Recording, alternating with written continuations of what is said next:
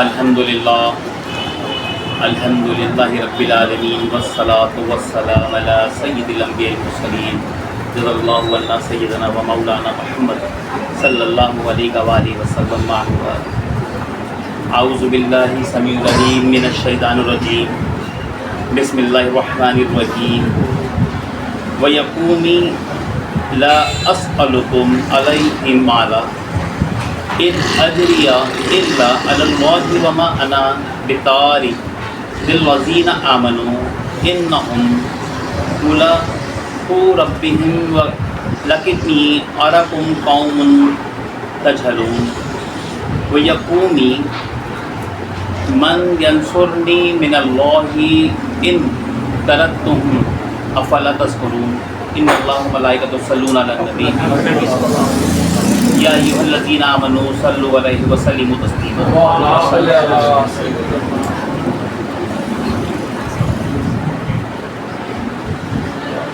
مل کے پڑھیں. الصلاۃ والسلام علیک یا خاتم النبیین وعلی آلک واصحابک یا خاتم المعصومین. الصلاۃ والسلام علیک یا خاتم النبیین وعلی آلک واصحابک یا خاتم المعصومین. بعد حمد و صلوات 12 سے 12 سورہ ہود یہ 11ویں سورۃ ہے قرآن شریف کی اور آیت نمبر 29. وَيَقُومِي لَا أَسْأَلُكُمْ عَلَيْهِ مَالًا. اے میری قوم میں ان سے کچھ مال طلب نہیں کرتا. آدمی کو پہلی پریشانی اس جگہ پہ ہوتی ہے جب کوئی پیسہ مانگنے لگے لائے پیسے دے تو پریشان ہو جاتا ہے. پیسہ نہیں دینے آتا. آدمی کو اپنا مال بڑا عزیز ہوتا ہے. مال بہت عزیز ہوتا ہے. اگر کوئی صدیق اکبر تو ہوتا نہیں ہے. صدیق کیا لے کر آئے ہو تو بس یہ نہیں پوچھا کیا لائے ہو. عمر بن خطاب سے پوچھا تھا کیا کتنا لائے ہو تو کہا تھا آدھے گھر کا مال لائے ہو. پوچھا کچھ گھر کے لیے چھوڑا نہیں چھوڑا. میں کہا اللہ اس کے رسول کا نام چھوڑ کر. تو بندے کے لحاظ سے سوال ہوتا ہے. تو اب ہر کوئی صدیق اکبر تو ہوتا نہیں ہے. اور یہ بات ہو رہی نوح علیہ السلام کی, ان کی قوم کی. یہ سورہ ہود میں نوح علیہ السلام کی بات ہو رہی ہے. نوح علیہ السلام اپنی قوم کو اللہ سے ڈرا رہے ہو, قوم ڈر نہیں رہی ہے. تو پھر نوح علیہ السلام فرماتے کہ میری قوم میں تم سے کوئی مال تو مانگتا نہیں. اللہ کا نبی مال نہیں مانگتا. تو جو نبی کی سنت پہ ہوگا نا مال نہیں مانگے گا. اب اس میں جو صورتحال ہے مال اپنی ذات کے لیے مانگنے کی بات ہو رہی ہے. کہیں آپ یہ نہیں کہتے کہ حضور نے جنگوں میں کہا کہ مال لے کر آؤ. تو دین کے لیے, وہ تو دین کے لیے وہ تو مانگیں گے کیونکہ 1400 سالوں میں دین کا کام ہوا ہی چندے پر ہے. دین کا جتنا کام ہے وہ 1400 سالوں میں چندے پہ ہوا ہے. تو مال تو مانگیں گے آپ سے اللہ اور اس کے رسول کے لیے. اور پھر خود قرآن میں فرما رہے ہیں 26 سوارے اللہ کہ جب تم اللہ کے دین کی مدد کرو تو اللہ تمہاری مدد کرے گا اور تمہارے پاؤں جما دے گا. یہ اس وقت ہوگا جب تم اللہ کے دین کی مدد کرو گے. پہلے تم نے اللہ کے دین کی مدد کرنی ہے. ربط یہی ہے. پھر آگے اللہ فرما رہا ہے, وہ موسیٰ نوح علیہ السلام فرما رہے ان اجریہ الا علی اللہ وما انا بطارد. میرا اجر تو اللہ پر ہے, میں مسلمان کو دور کرنے والا نہیں ہوں. بطارد دین الذین آمنوا, اور میں مسلمان کو دور کرنے والا نہیں ہوں. جو خواہش قریش مکہ نے نبی علیہ السلام سے کی تھی وہی خواہش 7000 سال پہلے نوح علیہ السلام سے بھی کی ان کی قوم نے. یہ جو مشرکین ہیں نا, جو مشرکین ہیں, جو منافقین ہیں, وہ جو دین میں رتنا پیدا کرنے والے, ان کا انداز شروع سے ایک ہی رہا ہے. یہ شیطان کی چال ہے نا, تو شروع سے ایک ہی بات پر ہر نبی آئے نا تو وہ کہتا تھا بھائی تم تو فرشتہ نہیں ہے, تمہارے ہاتھ کوئی نشانی نہیں آئی, تمہارے پاس اللہ کی کوئی بہت ساری مال نہیں ہے, ہم غریب کو کیوں مانیں. تو ایسا تو مطلب کوئی بھی نبی پیدا نہیں ہوا کہ اس کا فرشتہ بھی آیا ہو اور اللہ کے خزانے ساتھ ساتھ چل رہے ہوں. اس طرح سے ظاہر کی برہان نہیں. آقا علیہ السلام کی جو سب سے بڑا معجزہ ہے وہ کیا ہے میرے نبی علیہ السلام کا؟ وہ قرآن ہے. سب سے بڑا معجزہ قرآن ہے, لیکن اس کو ماننے کو تیار نہیں ہے. وہ اسی کو نہیں مانتے جو سب سے بڑا معجزہ ہے. تو یہاں فرما رہے ہیں کہ میرا تو اجر اپنے رب پر ہی ہے اور میں مسلمانوں کو دور کرنے والا نہیں. وہ کہہ رہے ہیں کہ آپ ان غریبوں کو ہٹا دیں, دور کریں گے غریبوں کو. بھگائیں یہاں سے دور غریبوں کو. ان غریبوں کو یہاں قریب نہیں رکھتے آپ میرے اپنے ہمارے پاس. جب ہم آئے نا امیر لوگ تو غریبوں کو بھگا دیں, تو پھر حضور سے بھی کہا تھا ہم آ کے بیٹھیں گے آپ کے پاس, پھر ہم آپ کی بات بھی سنیں گے, توجہ بھی دیں گے, لیکن غریبوں کو ہٹائیں پہلے. تو اللہ نے منع فرما دیا کہ حضور. پھر نوح علیہ السلام بھی یہ کہہ رہے ہیں کہ میں مسلمان کو دور کرنے والا نہیں, بے شک وہ اپنے رب سے ملنے والے ہیں. یہ غریب مسلمان تو اپنے رب سے ملنے والے ہیں, یہ عام تھوڑی ہے, یہ اپنے رب سے ملاقات کا شرف پانے والے ہیں, یہ وہ مسلمان ہیں. لیکن میں تم کو نرے جاہل لوگوں میں سے پاتا ہوں. اے میری قوم کے امیروں, میں تمہیں جاہلوں میں سے پاتا ہوں جسے یہ بات سمجھ میں نہیں آ رہی کہ اللہ کے نبی سے کہہ رہے ہو کہ وہ جو ایمان لیا ہے اسے دور کر دوں کہ وہ غریب ہے. تمہارے یہاں اسٹینڈرڈ یہ ہے کہ امیر اور غریب کا ایمان الگ ہونا چاہیے. اور پھر فرماتے اے میری قوم,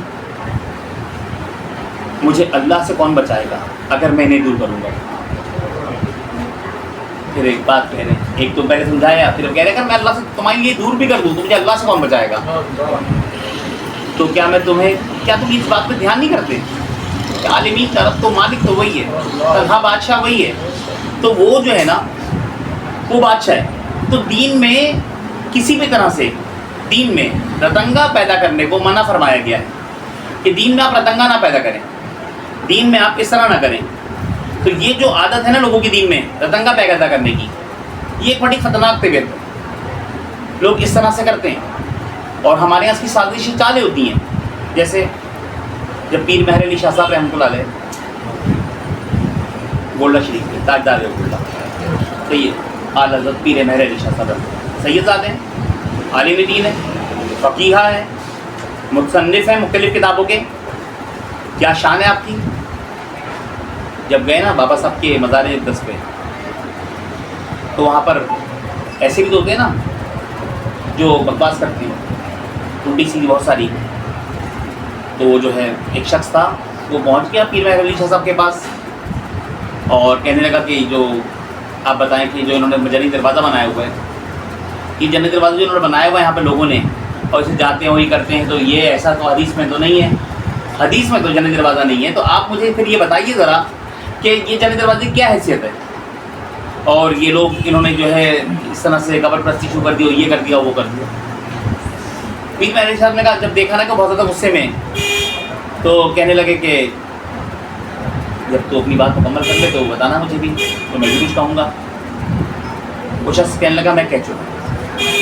تو آپ فرمانے لگے کہ تو نے حدیث میں نہیں دیکھی یہ بات. کہنے لگا نہیں میں نے حدیث میں نہیں دیکھی. تو میں چل کوئی بات نہیں, میں تجھے حدیث سناتا ہوں. قال رسول اللہ تعالی صلی اللہ علیہ وسلم انما القبرۃ من روضۃ من ریاض الجنہ. کیا تو نے حدیث میں پڑھا نہیں؟ تو کہنے لگا ہاں میں نے پڑھا. جب تو نے یہ لفظ حدیث میں پڑھا کہ مومن کی قبر جنت کے باغوں سے باغ ہوتی ہے, تو آگے کیا ہے کہ منافق کی قبر یا کافر کی قبر جہنم کے گڑھوں سے گڑھا ہوتی ہے. کہنے لگا ہاں بالکل ایسا ہی ہے. تو نے کہا تیرا بابا صاحب کے بارے میں کیا خیال ہے, یہ مسلمان تھے یا کافر تھے؟ میں کافر تو بالکل نہیں تھے, مسلمان تھے. میں چل بتا کیسے مسلمان تھے, چل بتا کیسے مسلمان تھے. تو کہنے لگے یہ تو ایسے مسلمان تھے کہ ان کی نگاہ فیض سے لاکھوں لوگ اسلام پا گئے. یہ بات فرید کی بات ہو رہی ہے. انہوں نے کہا اگر لاکھوں لوگ ان کی نگاہ فیض سے اسلام پا گئے, مسلمان ہو گئے, پھر تیرا کیا خیال ہے یہ اللہ کے ولی ہوئے نہیں ہوئے؟ انہوں نے کہا بالکل ہوئے. انہوں نے کہا جب اللہ کے ولی ہوئے تو انما القبرۃ من روضۃ من ریاض الجنہ, تو پھر ان کی قبر جنت کے باغ میں سے باغ نہیں ہے؟ کہنے لگے ہاں. تو پھر کیا کہنے لگا, اب سمجھا رہے ہیں.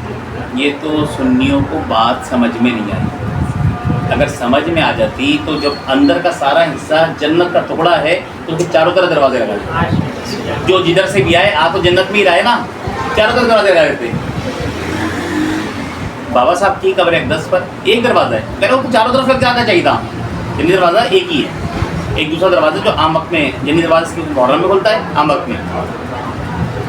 یہی پیر مہر علی شاہ صاحب رحمۃ اللہ علیہ, یہی پیر مہر علی شاہ صاحب رحمۃ اللہ علیہ, انہوں نے کتاب لکھی تصفیہ ما بین سنی و شیعہ.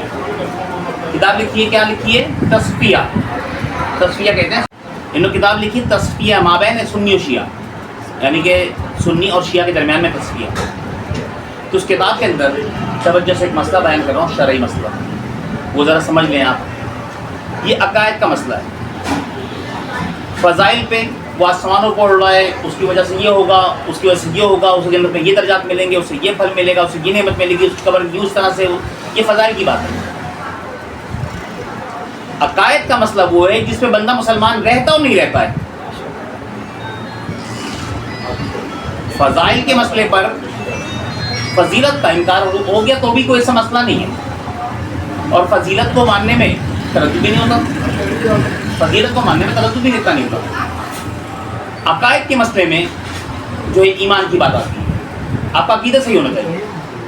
اب آقا علیہ السلام فرما رہے کہ جو میرے اہل بیت ہیں ان کا احترام کرو اور ان سے محبت کرو.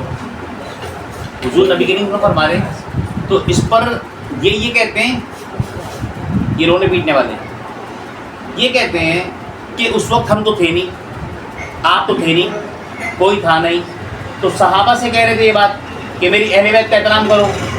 حضور جو جملہ کہہ رہے ہیں صحابہ سے کہہ رہے ہیں، کہاں پہ صحیح صحابہ سے کہہ رہے ہیں. کیا کہہ رہے ہیں کہ میرے اہل بیت کا احترام کرو اور ان سے محبت کرو، ان کی تعظیم کرو.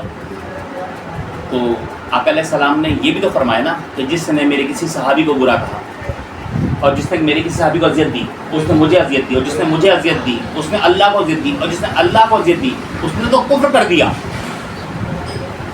پھر وہ جہنم میں جائے گا، اس کا ٹھکانہ جہنم میں. یہ بھی تو نبی علیہ السلام نے فرمایا نا، اور صحیح 70 کی حدیث ہے نا. آقا علیہ السلام نے فرمائی یہ بات بھی. اب جو یہ جملہ بیان فرمائے، بات بیان فرمائی تو کس سے فرمائی؟ ہم تو تھے نہیں اس وقت، یہ تو تھے نہیں اس وقت. یہ بات بھی تو صحابہ سے کہی ہے. پھر جو میرے صحابی کو جو میرے صحابی کو اذیت دے، تو وہ بات بھی تو آقا علیہ السلام نے ان سے کہی تھی. اب آقا علیہ السلام کیا فرماتے ہیں؟ صدق الاصحابی بعد سے، میرے بعد، حدیث شریف سنیے گا، میرے بعد میرے اصحاب سے غلطیاں ہوں گی. حضور فرما رہے ہیں میرے بعد میرے اصحاب سے غلطیاں ہوں گی، لیکن اللہ ان کو اس لیے معاف فرما دے گا کہ وہ مجھ سے شرف صحابیت رکھتے ہیں. میرے بعد میرے اصحاب سے غلطیاں ہوں گی، پھر دوہرا رہا ہوں، اللہ انہیں اس لیے معاف فرما دے گا کہ وہ اس لیے معاف کر دے گا وہ مجھ سے شرف صحابیت رکھتے ہیں. یہ اتنا بڑا فضل ہے شرف صحابیت ہونے کا، صحابیت کی شرف ہونے کا جو عمل ہے وہ اتنا بڑا ہے شرف صحابیت ہونے کا کہ اللہ تعالیٰ ان کی وہ خطا معاف فرما دے گا. اور پھر سورہ حدید میں فرماتے ہیں کل وعد اللہ الحسنی، اللہ سب کے ساتھ بھلائی کا ارادہ فرمایا ہے. اللہ نے سب کے ساتھ بھلائی کا ارادہ فرمایا ہے. اور پھر اس کے بعد اس آیت کی ضمن میں کتاب کا نام تصفیہ مابین شیعہ و سنی، صفحہ نمبر 24، صفحہ نمبر بتا رہا ہوں، یہ تصدیق کرنی جا کے تصدیق کر لیں. صفحہ نمبر 24 آیت والسابقون الاولون والمہاجرین والانصار. بڑی مشہور آیت ہے، ہر دوسرے تیسرے ہفتے میں کوئی نہ کوئی مولوی پڑھتا رہتا ہے، عالم پڑھتا رہتا ہے. ایمان لانے والے 3 گروہ جنتی ہیں. والسابقون الاولون، اس میں اور بھی ہوں گے لیکن ابو بکر، عمر، عثمان کا، حیدر کا نام جو ہے نا بالکل معروف ہے. یہ 4 پہلے والے ہیں جو شروع میں ایمان لے کر آئے. تو ان 4 کی بات کر لیتے ہیں. انہی 4 میں تو لڑواتے رہتے ہیں نا، مشاجرات میں تو انہی 4 میں لڑواتے رہتے ہیں. تو وہ کیا کہہ رہے ہیں کہ والسابقون الاولون، اس کے بعد مہاجرین دوسرا گروہ کون سا ہے؟ وہ مہاجرین کا ہے. اور تیسرا گروہ کون سا ہے؟ وہ انصار کا ہے. یہ قطعی جنت ہے. 3 گروہ ہیں جو جنت میں جائیں گے، جنتی ہیں، اللہ نے جن کے لیے جنت رکھی ہے اور اللہ جن سے راضی ہے، رضی اللہ عنہ. اور جو اللہ سے راضی ہے، بڑا دعا، جو اللہ سے راضی ہے، اللہ جن سے راضی ہے وہ اللہ سے راضی ہے. ان کے ایمان کی بنا پر، یعنی ان کے ایمان کے طرز پر، جس طرح یہ رب کو مانتے ہیں، حبیب کو مانتے ہیں اور آپس میں دوسرے کو مانتے ہیں، ساری کی عزت کرتے ہیں، جس طرح یہ کرتے ہیں، ان کے ایمان کی طرز پہ اگر کوئی ایمان لے آئے، وہ داتا صاحب ہوں، وہ غوث پاک ہوں، وہ غریب نواز ہوں، وہ کوئی بھی ہوں، تو پھر رضی اللہ عنہ انہیں کہنا بھی جائز ہوگا. اور یہ صرف داتا صاحب یا غوث پاک کے لیے نہیں ہے، قیامت تک جو مسلمان ان کے طرز ایمان پر ایمان لے آئے گا، جیسے ان کی طرز ہے اس طرز پہ ایمان لائے گا، اس طرح ایمان لائے گا، صحیح ہے؟ تو پھر جو ہے اس سے کیا ہوگا، اس طرز پہ جب ایمان لاتا ہے بندہ تو معاملہ کیا ہوگا، پھر معاملہ یہ ہوگا کہ اس طرز پہ ایمان لانے کی وجہ سے اس کے دل میں نہ ابو بکر صدیق کے لیے ترجیح ہوگی، نہ عمر بن خطاب کے لیے کوئی مسئلہ ہوگا، نہ عثمان غنی سے کبھی دل دکھے گا، نہ مولا علی سے کبھی دل ہٹے گا، یہ چاروں کے لیے اس کے دل میں محبت ہوگی۔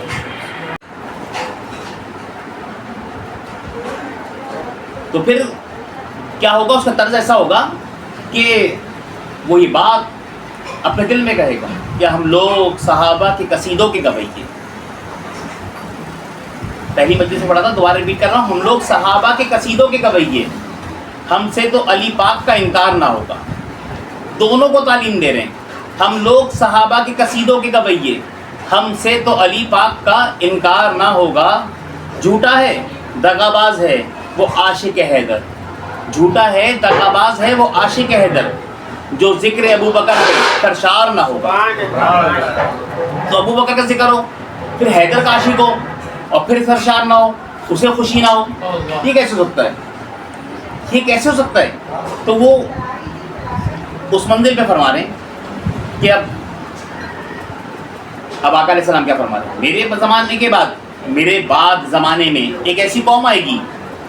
اب حضور یہ بھی نشاندہی کر رہے ہیں، صرف بتا نہیں رہے کہ صحابہ سے غلطی ہوگی، اتنا نہیں بتایا، رسول اللہ علیہ وسلم پوری خبر دے کے جا رہے ہیں، مخبر صادق ہیں، غیب کے جاننے والے ہیں، نبی کہتے ہی اسے ہیں جسے غیب کی خبر ہو، اور میرا نبی ایسا ہے کہ اس کے غلاموں کو بھی غیب کی خبر ہے۔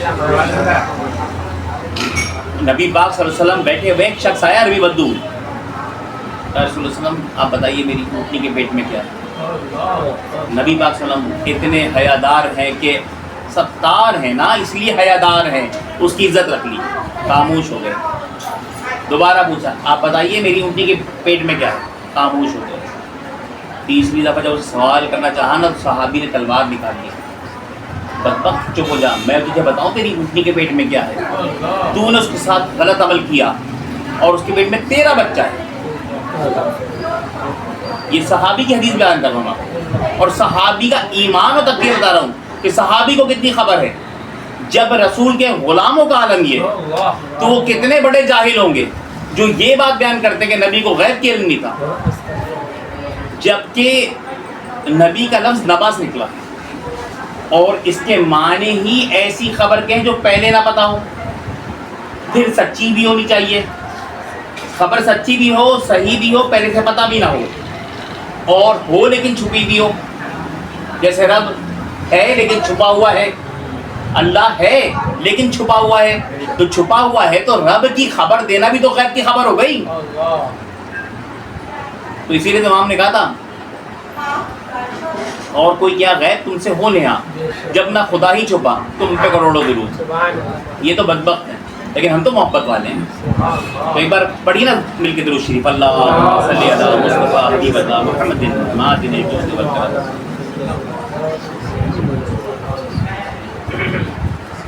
اب آقا علیہ السلام خبر دے رہے کہ میرے زمانے کے بعد ایک ایسی قوم آئے گی کہ میرے بعد وہ میرے اصحاب اور اہل بیت کے مشاجرات کو لے کر آپس میں لڑے گی، یہ صحابی نے صحیح نہیں کیا، یہ اس صحابی نے صحیح نہیں کیا، یہاں ان سے غلطی ہو گئی، وہاں اس سے غلطی ہو گئی۔ یہ دیکھیں حضرت عائشہ صدیقہ کو جنگ میں لے آیا کہ حضرت علی سے لڑائی ہو گئی، نہیں کہیں بھی نہیں ہوئی، میں نے کسی تاریخ میں نہیں پڑھا کہ لڑائی ہو گئی، کوئی سلسلہ نہیں ہے، کوئی ایسی بات ہی نہیں ہے، بے پرکا کا وہ بناتے ہیں لوگ، یہ ہو گیا تو وہ ہو گیا۔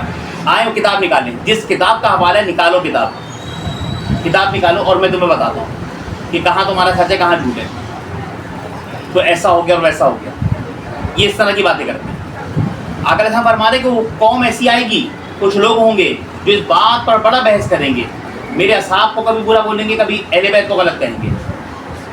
ایک قوم ہے نا جو اہل بیت کو برا بولتی ہے، دوسری قوم ہے جو اصحاب کو برا بولتی ہے، آخر ہے تو دونوں ہی نا موجود آپ کے سامنے، آپ کے زمانے کے اندر دونوں موجود ہیں، اور ایک اہل بیت کو برا بولتی ہے، ایک اصحاب کو برا بولتی ہے، اور اہل سنت دونوں سے محبت کرتے ہیں، دونوں حق کو اور حق جانتے ہیں اور سچ جانتے ہیں، دونوں سے محبت کرتے ہیں۔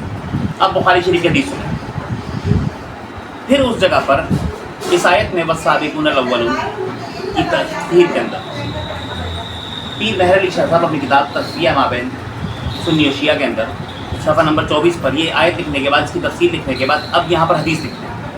حدیث لکھ کے اس بات کو ختم کرنا ہے. یہ عقیدے کا مسئلہ ہے، اطمینان سمجھا رہا ہوں تاکہ آپ کے ذہنوں میں بیٹھ جائے عقیدہ. آقا علیہ السلام نے یہ بات تو فرما دی نا کہ میرے بعد میرے اصحاب سے غلطیاں ہوں گی.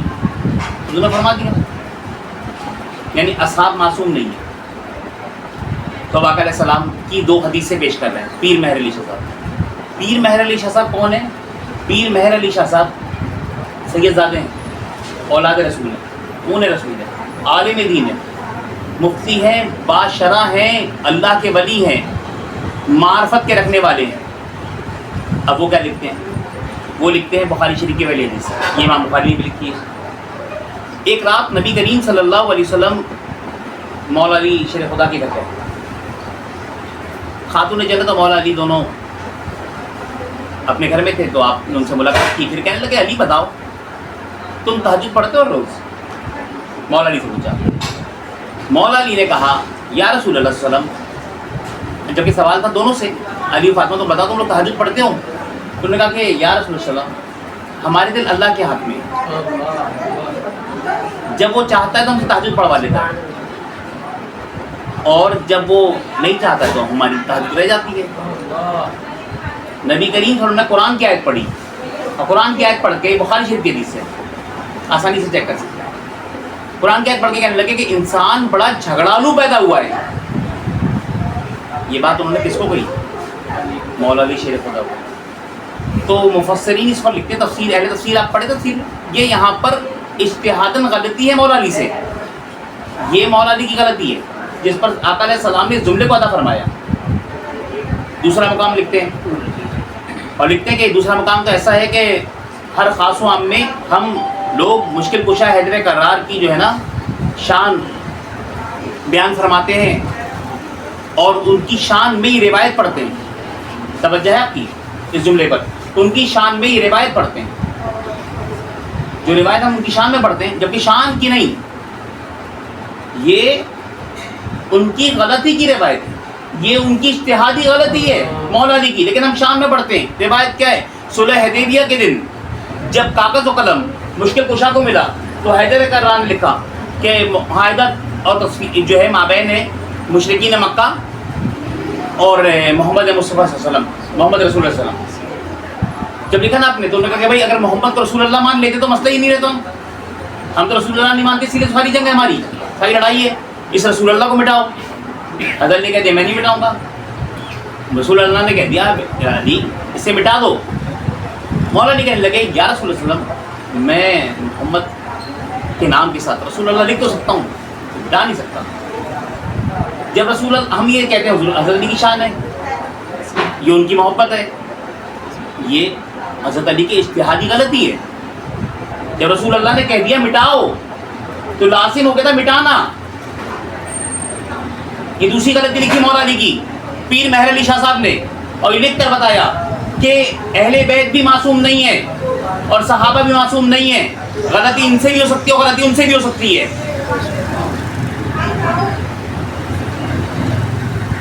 میں بھی مولا علی سے بہت محبت کرتا ہوں، لیکن جو آپ کو بات سمجھانا چاہ رہا ہوں عقیدے کی، معصوم کہہ کر اپنا عقیدہ مت خراب کریں.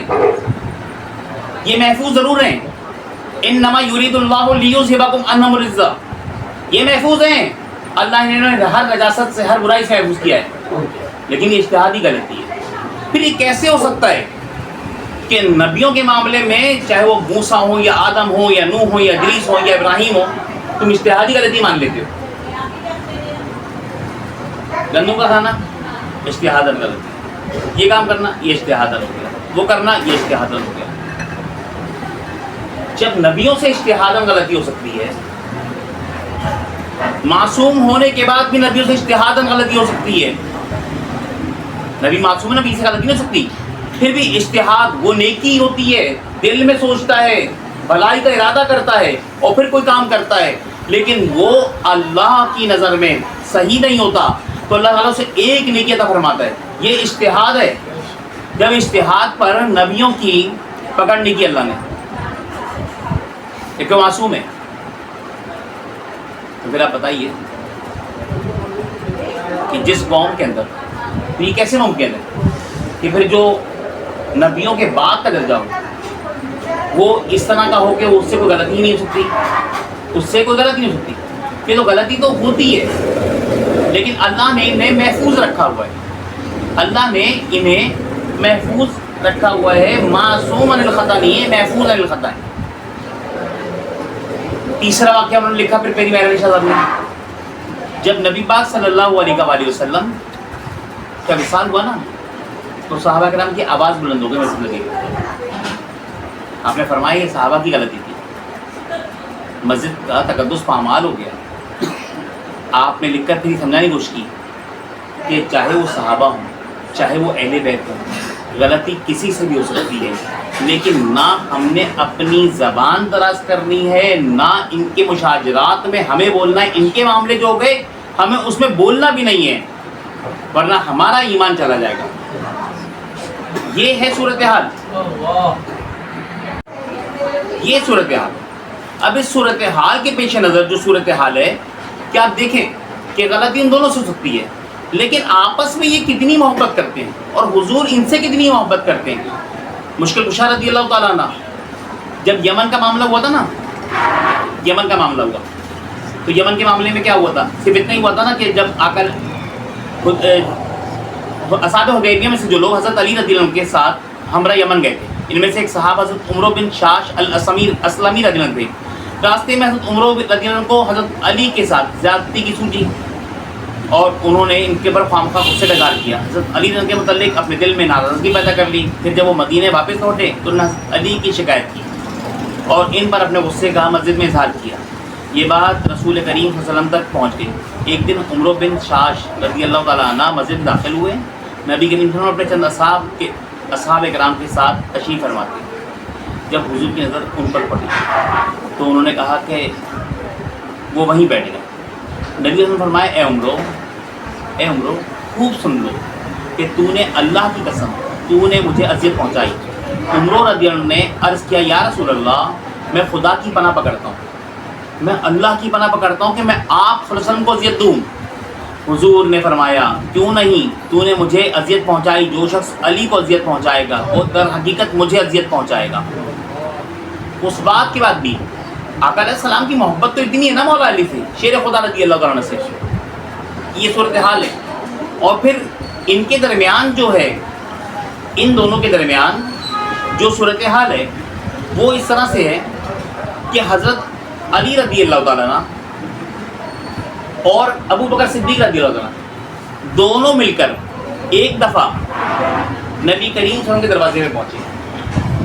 جب دونوں یہ دروازے میں پہنچ گئے تو حضرت علی نے کہا کہ اے ابو بکر صدیق، یہ روایت حضرت ابو ہریرہ فرما رہے ہیں اور یہ کیا شان ہے دونوں کی، کیا پیار ہے آپس میں کہ ابو بکر صدیق کی جو شان ہے وہ مشکل کشا بیان کر رہے ہیں اور جو مشکل کشا کی شان ہے وہ صدیق اکبر بیان کر رہے ہیں. اگر دونوں میں اختلاف ہوتا تو اس کی تعریف وہ نہیں کرتا، اس کی تعریف وہ نہیں کرتا. تعریف اس وقت وہ نکلتی ہے زبان سے جب آدمی کے دلوں میں پیار ہوتا ہے. تعریف اس وقت ہوتی ہے جب پیار ہوتا ہے، جب پیار نہیں ہوتا تو تعریف نہیں ہوتی.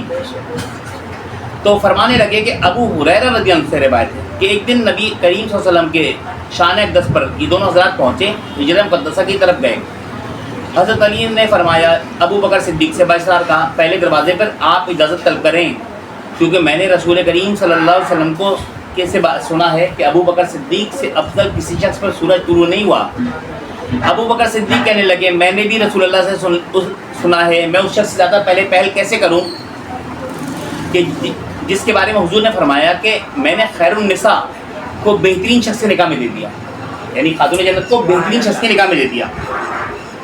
حضرت علی فرماتے ہیں ان کی باری آئی میں اس سے پہلے پہل کیسے کروں.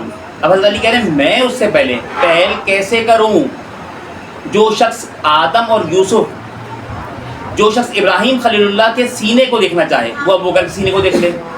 تو حضرت ابو بکر صدیق فرماتے ہیں کہ میں اس سے پہلے پہل کیسے کروں، جو آدم اور یوسف کا دیدار اور موسیٰ کی نماز اور عیسیٰ کا زہد دیکھنا چاہے تو وہ جو ہے علی المرتضیٰ کو دیکھے۔ حضرت علی نے فرمایا میں اس شخص سے پہلے پہل نہیں کر سکتا جس کے بارے میں نے سرور کائنات سے سنا ہے، جب سب لوگ قیامت کے دن میدان میں حسرت اور ندامت سے جمع ہوں گے تو خالق کائنات عز و جل کی طرف سے کوئی ندا کرے گا، اے ابو بکر تم اور تمہارا محبوب جنت میں تشریف لے جائیں، اے ابو بکر تم اور تمہارا محبوب جنت میں تشریف لے جائیں۔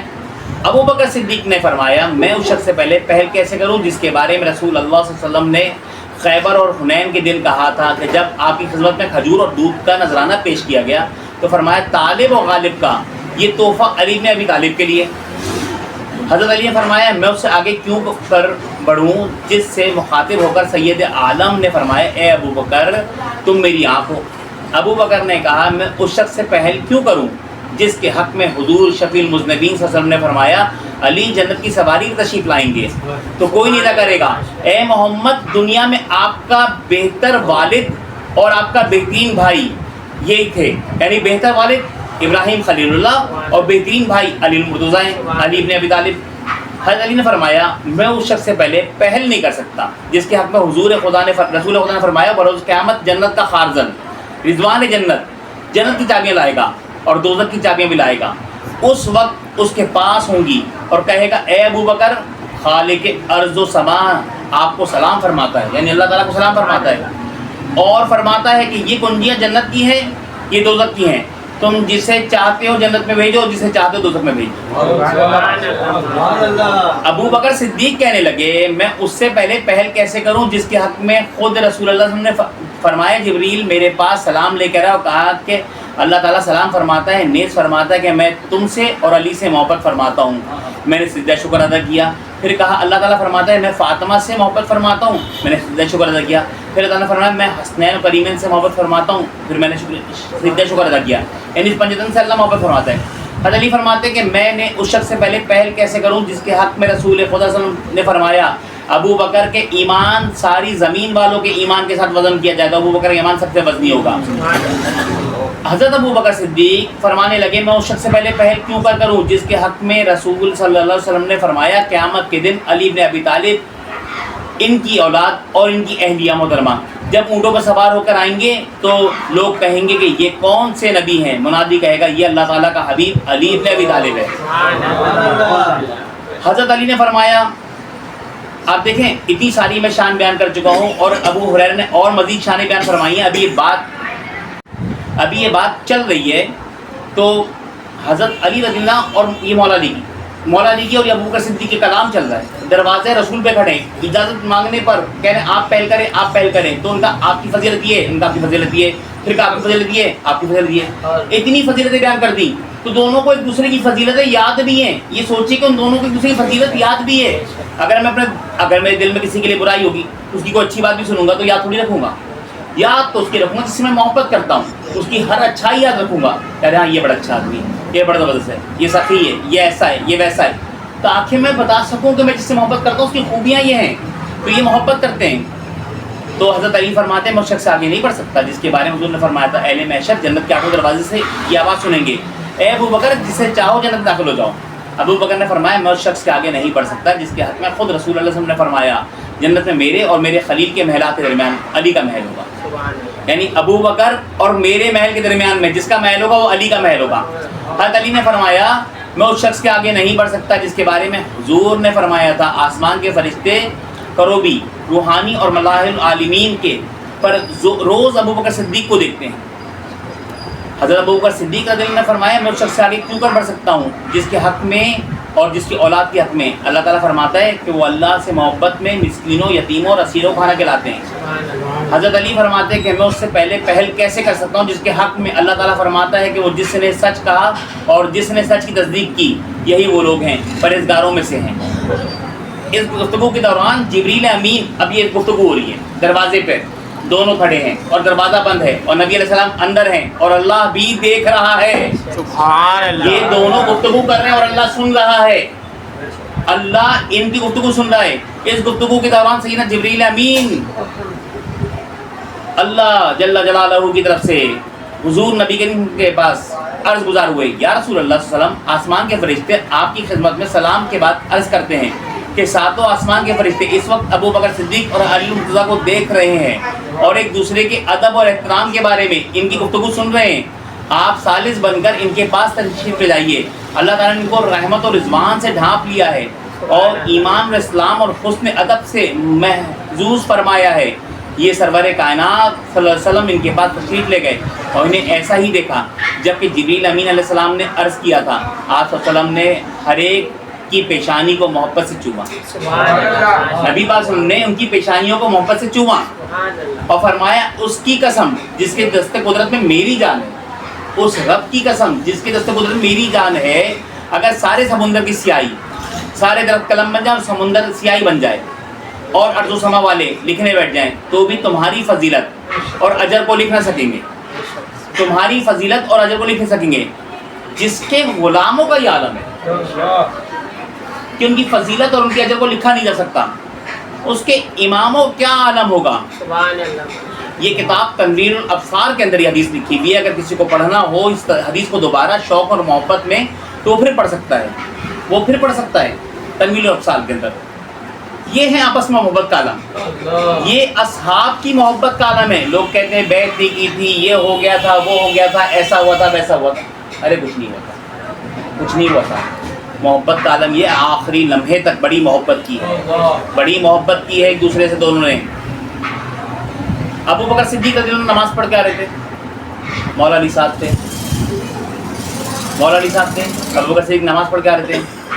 راستے میں ابو بکر صدیق اور مولا علی شریف ہوتا. امام حسن کو دیکھا, امام حسن کھیل رہے, امام حسن کھیل رہے. اب امام حسن کھیل رہے ہیں, مولا علی کے بیٹے ہیں اور صدیق اکبر نے آگے بڑھ کے اٹھا لیا, اٹھایا, گود میں پیار کیا.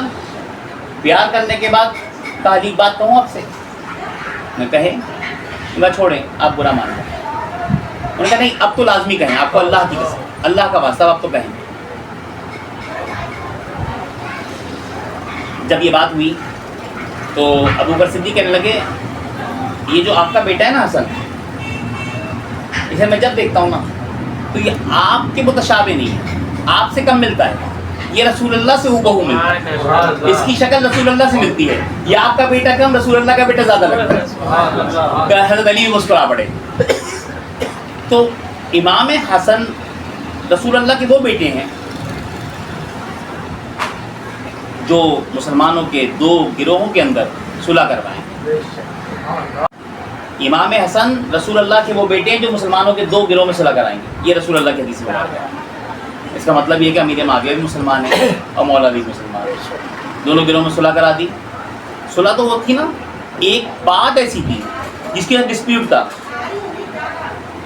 دونوں حق پہ تھے, حق پہ دونوں تھے. مولا علی کو ساری نیکی ملی اور امیر معاویہ کو ایک نیکی ملی, اور اللہ نے ان کے درمیان تصفیہ فرمایا کیا مطلب. لیکن کسی اور کو بولنے کا حق نہیں ہے. خود ایون کے سرکار غوث العظم جنہیں ولایت غوث کبریٰ ملی ہے, غوثیت کبریٰ ملی ہے اور وہ مقام ملا ہے, مولا علی کے بعد اس منصب پہ امام حسن اور امام حسین اور پھر امام حسن عسکری کے بعد جو ولایت کے منصب پر شخص جس کا قبضہ ہے نا اور قیامت تک رہے گا, وہ سرکار غوث العظم. سبحان اللہ. وہ فرماتے ہیں کہ ان کے درمیان بول کرنا اپنا ایمان برباد مت کرو, اللہ ان میں تصفیہ فرما دے گا اور تیرا ایمان برباد ہو جائے گا. میں کسی ایک کو بھی غلط کہہ دوں گا تو میرا حق نہیں پہنچتا کہ مجھے رسول نے بنا فرمائے نہ میری آل کے بارے میں کچھ کہنا اور نہ میرے اصحاب کے بارے میں کچھ کہنا, نہ ازواج کو کچھ کہنا, نہ اصحاب کو کچھ کہنا, نہ اولاد کو کچھ کہنا, کسی کو نہیں. ایک دوسرے کے مد مقابل نہیں کھڑا ہو رہا کر. تم کون ہوتے ہو فیصلہ کرنے والے؟ ہر چینل پہ ایک شخص بیٹھا ہوا ہے وہ تصفیہ کر رہا ہے, تو انہوں نے یوں کر دیا تو یوں کر دیا, روایت کی لکھی ہے. جب تجھے پتا ہے کہ ہر روایت کی کئی روایت ہوتی ہیں, ہر روایت میں کئی روایت ہوتی ہے اور کچھ لوگ کہیں جاتے ہیں, کچھ لوگ کہیں جاتے ہیں, کوئی اس سے کم راوی کی ہوتی ہے, کوئی اس سے کم راوی کی ہوتی ہے, تو نے پھر وہ روایت کیوں لے لی؟ تو نے بات کو اپنی عقل سے کیوں سمجھنا شروع کر دیا, اپنی عقل سے پرکھ کے کیوں حساب کتاب کرنا شروع کر دیا پھر میں. تو بس اہل سنت کا ایک قاعدہ ہے, اہل سنت کا ایک قاعدہ ہے, وہ قاعدہ کیا ہے؟ وہ قاعدہ یہ ہے کہ جس سے امام حسن نے دوستی کر لی، صلح کر لی، اس سے ہماری صلح ہے، اور جس سے امام حسین نے لڑائی کر لی اس سے ہماری جنگ ہے۔ بس ہماری جنگ اور صلح ان کی جنگ اور صلح کے ساتھ ہے۔ جس سے یہ نماز رسول صلح کر لیں ہماری اس سے صلح ہے، جس سے جنگ کریں ہماری سے جنگ ہے۔ آپ سوچیں اگر امام حسن کا فیصلہ غلط ہی ہوتا تو 10 سال تو امام حسن رہے حیات، امیر معاویہ کی سلطنت جو حکومت کے اندر آپ نے حکومت کی ہے تو 20 سال آپ امیر رہے، 20 سال آپ نے بادشاہ کی ہے امیر معاویہ نے۔ اب 20 سال بادشاہ کی ہے، 40 ہجری سے لے کر 50 ہجری تک امام حسن حیات رہے، اس کا شہادت ہو گئی، لیکن امام حسین تو 50 سے لے کے 60 تک حیات رہے، اور امیر معاویہ کے پردہ کرنے کے 6 مہینے کے بعد آپ کی شہادت ہوئی ہے۔ تو اگر ایسی کوئی بات ہوتی تو 10 سال میں کو بہت موقع ملے تھے، آپ امیر معاویہ کے خلاف تلوار کھینچ لیتے، لیکن آپ نے نہیں کھینچا۔ تو جس سے امامین حسنین کریمین دوستی کریں گے اس سے ہماری دوستی ہے، پھر ہم اسے غلط نہیں کہیں گے۔ وہ جس سے وہ دوستی کریں گے نا وہ غلط نہیں ہو سکتا، اور جس سے یہ لڑیں گے وہ صحیح نہیں ہو سکتا، پھر ہم اسے غلط بھی کہیں گے اور برا بھی کہیں گے، وہ صحیح نہیں ہو سکتا۔ جس کو اپنی آخرت برباد کرنی ہو یزید کو رحمۃ اللہ علیہ کہے، علیہ السلام کہے، رضی اللہ تعالیٰ نے کہے، جو کہتا کہے، ہمیں سے کچھ فرق نہیں پڑتا۔ اس ملعون یزید سے، لعنتی خبیث سے، وہ جہنمی تھا، ہے اور متفقہ فیصلہ ہے تمام ائمہ کا۔ جو کہتے ہیں امام اعظم نے نہیں کہا، کہا امام اعظم نے، تم اندھے ہو عقل کے، کہ تمہیں نظر نہیں آتا، آؤ ہماری آنکھ سے دیکھو، ہم تمہیں بتائیں کہ امام اعظم نے کیا کہا ہے۔ امام اعظم نے چاروں امام کا متفقہ فیصلہ، یزید جہنمی ہے، کافر و فاسق و فاجر تھا، تو بس بات ختم ہو گئی۔ امام حسن رضی اللہ تعالیٰ عنہ کو 50 ہجری میں زہر دے دیا گیا، آپ کو 7 بار زہر دیا گیا تھا، اور 7 بار زہر دینے کے بعد 7ویں بار آپ کی شہادت ہو گئی۔ 7 مرتبہ زہر دیا، 7ویں بار ایسا زہر دیا گیا کہ آپ کے جگر کے ٹکڑے کٹ کے باہر آ گئے۔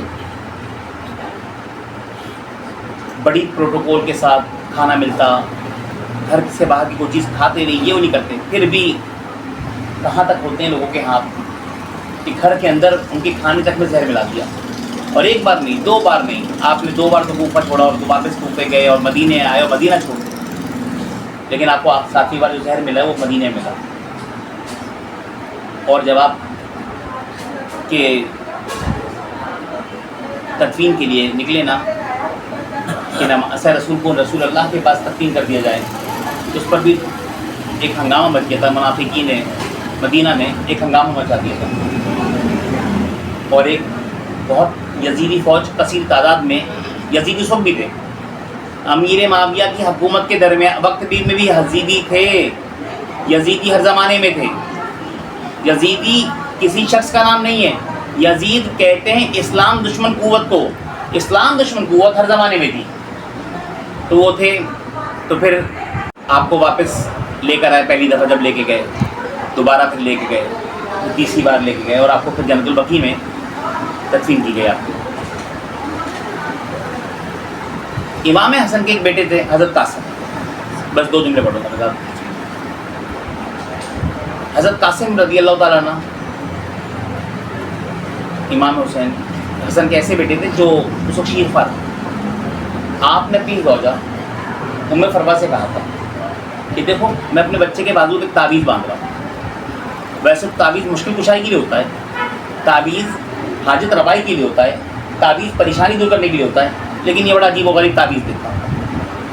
یہ امام حسن نے بڑا عجیب و غریب تعویذ لکھا، تعویذ ایسا لکھا جس میں یہ تھا کہ اب جب وہ کہہ دیا اپنی بیوی سے کہ میرے بیٹے سے کہنا ہے جب سخت وقت مشکل پڑے اس کا دلا دینا، تو اس تعویذ کو کھول کر پڑھ لیں، تعویذ میں جو لکھا ہے اسے پتہ لگ جائے گا۔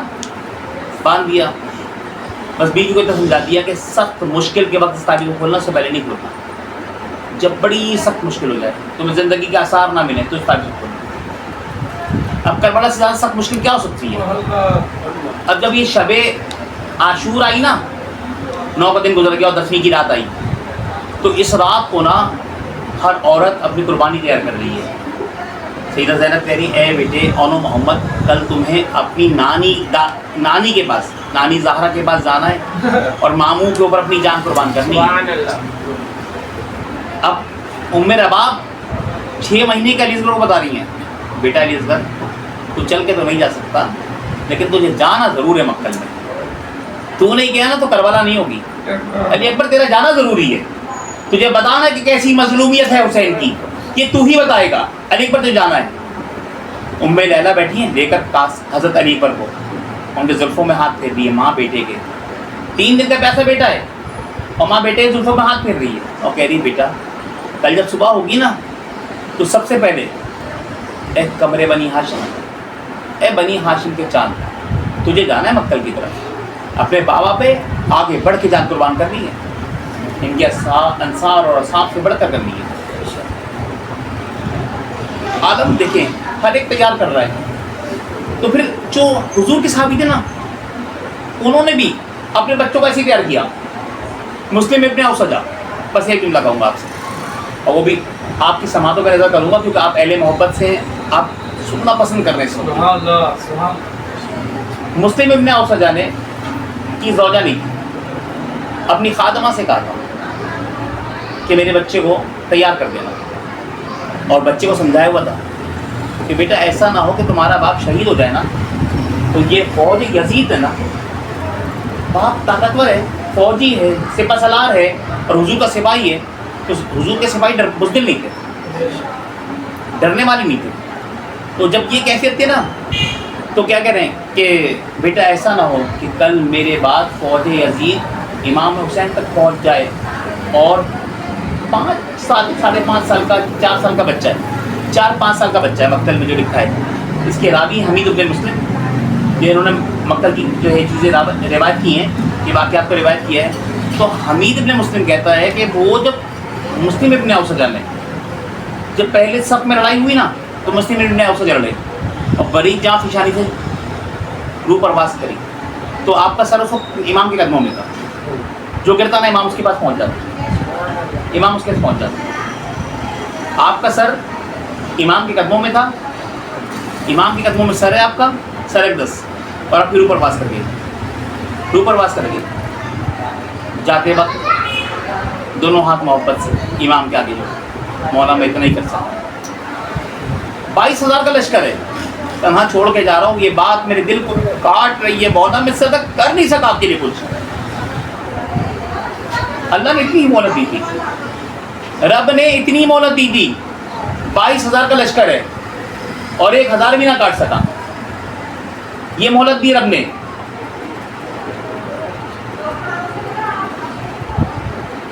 تو مسلم ابن اوسجہ کی جیسی روح پرواز کری نا تو خادمہ یہ منظر دیکھ رہی تھی, آپ کی خادمہ یہ منظر دیکھ رہی تھی. بس ایک منٹ, مسلم ابن اوسجہ کے بیچ کی خادمہ یہ منظر دیکھ رہی تھی خیمے سے. اس نے کہا کہ اے اوسجہ کے بیٹے تیرے باپ نے شہادت قبول کر لی ہے, موت کو اس انداز سے بہادرانہ انداز سے گلے لگائے. تو بچے کو باپ کی نصیحت یاد تھی, چھوٹا سا بچہ چھوٹی سی تلوار لے کر مقتل کی طرف بھاگا. امام حسین نے کہا روکو, دیکھو یہ کس کا بچہ ہے, یہ کہاں جا رہا ہے مقتل کی طرف. مقتل اس جگہ کو کہتے ہیں جہاں پر یہ لڑائی ہو رہی تھی, خیام حسینی سے نکل کے یہ مقتل کی طرف جا رہے تو روکو. روکا, بلایا تو 4-5 سال کا بچہ امام حسین کا لے کر آئے. پوچھا بیٹا کس کے بیٹے ہو؟ تو کہنے لگے یہ میرے بابا کی لاش ہے. کہنے لگے بیٹا باپ کی لاش تو یہاں پڑی, تم وہاں کیوں جا رہے ہو؟ جملہ سننا بس, اگر سینے میں دل ہوگا ایک باپ کا تو کلیجہ پھٹ جائے گا, ایک انسان کا تو انسان کی روح لرز جائے گی. کیا کربلا والوں نے محبت کی ہے, کائنات میں اس کے بعد اب ایسی محبت کہیں نہیں ہوگی. خدا کی قسم کائنات میں اب ہو نہیں سکتی ایسی محبت جو کربلا والوں نے کر دی. کہنے لگے کہ بیٹا تمہارے باپ کا لاشا یہاں پر ہے, تم مقتل کی طرف بھی جا رہے ہیں. کہنے لگے مولا میرے باپ نے کہا تھا اگر میں دنیا سے چلا جاؤں تو کہیں ایسا نہ ہو کہ فوج یزید میرے مولا کو, میرے امام کو, میرے سرکار کو گھیر لے, اس لیے میں مقتل کی طرف جا رہا ہوں اسے روکنے کے لیے. اجرکم اللہ, یہ عالم ہے. بچوں کے دل میں ایسی محبت ہے. وہ بچہ جوش محبت سے باپ نے سکھا دیا نا تو یہ باپ کے خون کی تاثیر ہوتی ہے, یہ ماں کے دودھ کی تاثیر ہے. دیکھیں نماز 12 سال میں فرض ہوتی ہے. سنیے جملہ سنیے, قیامت خیز جملہ ہے. نماز 12 سال میں فرض ہوتی ہے اور مودت علی بچہ ماں کے دودھ سے لے کر پیدا ہوتا ہے. تو یہ 12 سال میں نماز اور محبت علی پہلے دن سے فرض ہوتی ہے. حضور اور اس کی آل کی محبت پہلے دن سے فرض ہے. تو سینے میں جا گزری ہے, تو یہ دل دھڑکتا ہے نا, تو محبت عشق مصطفیٰ ہے, عشق پنجدر بات میں. تو اسی لیے ہمارا بچہ کہتا ہے کہ میں تو پنجدن کا غلام ہوں. ایسے تو نہیں نا, ہم سب کی زبان پر ہے. تو یہ بات ہی تو اپنی ماں اور باپ سے لے کر آتا ہے. پھر اگر ہم اپنی اولاد کو کربلا نہ سکھائیں, یہ دیکھیں کتنی بڑی زیادتی قوم کے ساتھ, پھر ہم اپنی اولاد کو کربلا نہ سکھائیں, اپنی بہن بیٹیوں کو کربلا نہ سمجھائیں. یاد رکھیں ایک مرد کی تعلیم ہے, لیکن ایک عورت کی تعلیم ایک خاندان کی تعلیم ہے. اولاد کی پرورش اس عورت نے کرنی ہے, باپ نے نہیں کرنی. صبح جائے گا تو رات میں آئے گا کام کر کے, کمانے دمانے کے چکر میں دن بھر باہر رہتا ہے. یہ ساری ذمہ داری ماں کی تربیت, جو ماں کر سکتی ہے نا وہ باپ نہیں کر سکتا. تو اسی لیے تعلیم یافتہ کریں, کربلا بتائیں اپنے گھر میں سب کو, بٹھائیں اور سمجھائیں کربلا. سنیوں حسین ہمارے ہیں, حسین ہمارے ہیں, کسی اور کے نہیں ہیں, کیونکہ رسول اللہ ہمارے ہیں. یہ کہہ سکتا ہے کہ رسول اللہ ہمارے اور حسین اس کے ہو, حسن ہمارے ہو حسین اس کے ہو. حسین کے تو جلوس ہر روز نکالتے ہیں, حسین کے لیے تو ہر روز ہوتا ہے, 2 مہینے 10 دن سب کچھ بند ہوتا ہے حسین کے لیے تو. لیکن حسن کا تو ایک دن بھی نہیں کرتے, ایک دن بھی یاد نہیں مناتے. رسول اللہ کے 2 ریحانتین ہیں, 2 لگتے جگر ہیں, 2 نور ہیں, 2 آنکھیں ہیں, ایک سیدھا بازو کے الٹا بازو ہے. آپ ایک کو تکلیف دے رہے ہیں اور ایک کو جو ہے مان رہے ہیں. کیسے تکلیف نہیں ہوگی رسول اللہ کو؟ امام حسن کا نام نہیں لیتے بس یا حسین, یہ کیسی بات ہوگی کہ بس یا حسین اور یا حسن کون کرے گا؟ کیونکہ انہوں نے میرے ماضی سے صلح کر لی تھی. لیکن سنیوں کو جگر دیکھیں, جس سے حسن نے صلح کر لی, ہماری بھی اس سے صلح ہے, کیونکہ ہماری رسول اللہ سے صلح ہے نا. ہم رسول اللہ کی پیروی کر رہے ہیں, حسن ہو یا حسین ہو, ہم دونوں کی پیروی کر رہے ہیں. اس رات ماں نے تیار کیا حضرت قاسم کو, ام فروا نے, کہ بیٹا یاد رکھنا کہ میں غیر عورت ہوں. یہ جتنی بھی ہے نا کمرے بنی ہاشم سے ہیں, زینب ہو, ام کلثوم ہو, یہ لیلا ہو, رواب ہو, یہ سب کیا ہونے کمرے بنی ہاشم سے ہیں, بنی ہاشم خاندان سے ہیں, بنی ہاشم خون ہے. میں غیر ہوں. کہیں ایسا نہ ہو کہ تو جنگ کو پیٹ دکھا دے, میدان جنگ کو تو پیٹ دکھا دے. بس اس بات کا خیال رکھنا کہ اپنی ماں کی ذکر خیال رکھنا. لوگ تیری ماں کے دودھ کو الزام تھے, باپ کا خون تو حیدر کرار کا ہے, ماں کے دودھ کو الزام ہے. بچہ ماں کو تسلی کرا ہے. اما حضور ایک بار مکتل میں جانے ایک بار مکتل میں جانے دیں, پھر دیکھیے گا باقی کو لاشیں بھی آ گئے, قاسم کا لاشا بھی نہیں آیا. یہ ارادہ نیت باندھی, حضرت قاسم نے نیت باندھی. صبح ہوئی, ایک بار چچا کے پاس گئے, المختصر بس میں بات مختصر کر رہا ہوں, میں بات 2 لفظ پڑھوں گا جو مقتل کے جملے. بس چچا کے پاس گئے, کہا اجازت دیتے ہیں جنگ میں جانے کی. تم تو میرے بھائی کی تصویر ہو, تمہیں دیکھتا ہوں حسن کی یاد پوری, میں تمہیں کیسے دے سکتا ہوں اجازت؟ میرے لگتا ہے ذکر تم چلے جانا کربلا سے واپس مدینے کو, اور جا کر سکینہ سے شادی کر لی. میں تمہیں اجازت نہیں دے سکتا. میں اپنے لگتے جگر کو اپنے سامنے کٹتا مرتا نہیں دیکھ سکتا. یہ امام حسن کے جملے. چلے گئے, 1 بار منع کیا, 2 بار منع کیا, 3 بار منع کیا, 3 بار اندر ہوتے ہوئے چلے گئے. ماں پوچھتی بیٹا قاسم کیوں رو رہے ہو, کیا ہو گیا؟ ان کا چچا جان سے میں یاد لے رہا ہوں, مستقل گھنٹہ گزر گیا ہے, یاد مجھے.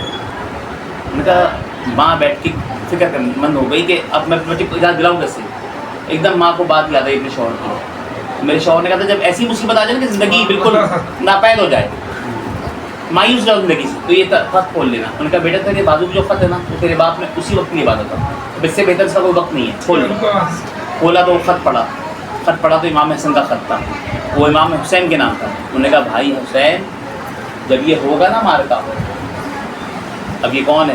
امام حسن, جنہیں بھی پتہ ہے, انہیں بھی پتہ ہے کہ مارکا ہوگا اور کیا کیا ہوگا.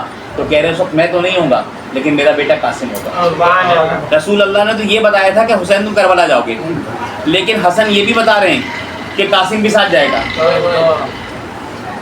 تو یہ خاندان رسالت ہے, اس کی نظریں لوح محفوظ کو دیکھتی ہیں. تو جب بابا فرید شکرین کا عالم یہ ہے کہ لوح محفوظ پہ نظر اٹھائے تو نظر کر لیں. بچپنے کے عالم میں بابا فرید جو کہ فاروقی نسل سے ہیں, عمر بن خطاب کی اولاد میں سے ہیں, اور وہ بچپنے میں کریں تو امام حسن امامت کے منصب پہ فائز ہوگا. اپنی جوانی میں بھی اگر لوح محفوظ کو نہ دیکھے تو پھر کیسے ہو سکتا ہے. تو وہ جو ہے خط پڑھا, پھر امام حسین کو دیا. امام حسین نے خط کو سینے سے لگایا, آنکھیں برسنے لگیں, بھتیجے کو یاد دی. حضرت قاسم کے بارے میں بولی. حضرت قاسم عرب کا انداز یہ تھا کہ وہ خطر پہنا کرتے تھے. حضرت قاسم بہت نازک بدنی تھے, وہ ان کو گرمی بہت لگتی تھی.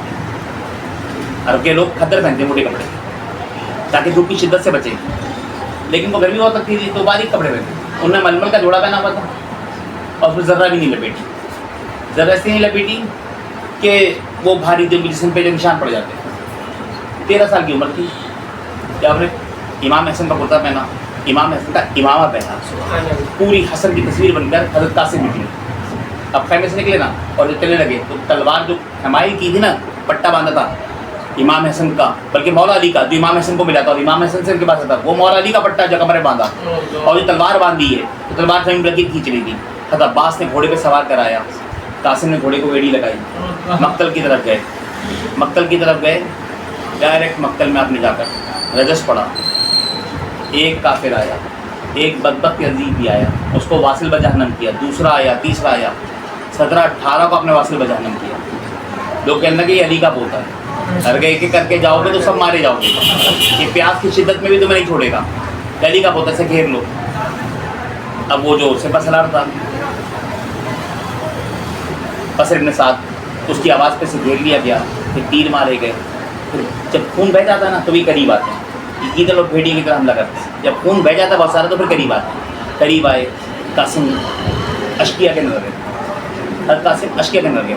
اب وہاں سے آواز دے رہے مامو جان, اب مامو جان کو آواز دے رہے ہیں یہ میرے مامو میری مدد کو آئیے. اب جو مامو جان کو سوری اپنے چچا جان کو کہتے ہیں یا اماں ہو یا اماں ہو, اے میرے چچا اے میرے چچا. جب آواز دے رہے نا قاسم, تو امام حسین نے گھوڑے کو ایڑ لگائی. مقتل میں گئے تو مقتل میں گئے نا تو گھوڑے 500 گھوڑے. حمید ابن مسلم لکھتا ہے کہ 500 گھوڑے مقتل میں, اور اس کے گرد گھوم رہے ہیں.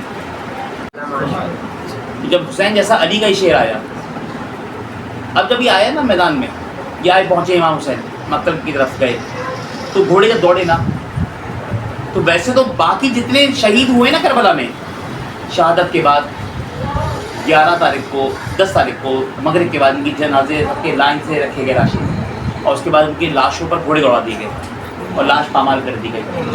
لاشوں کی پامالی کا پہلا ہی واقعہ یہ اسلام میں سن 61 ہجری کا ہے.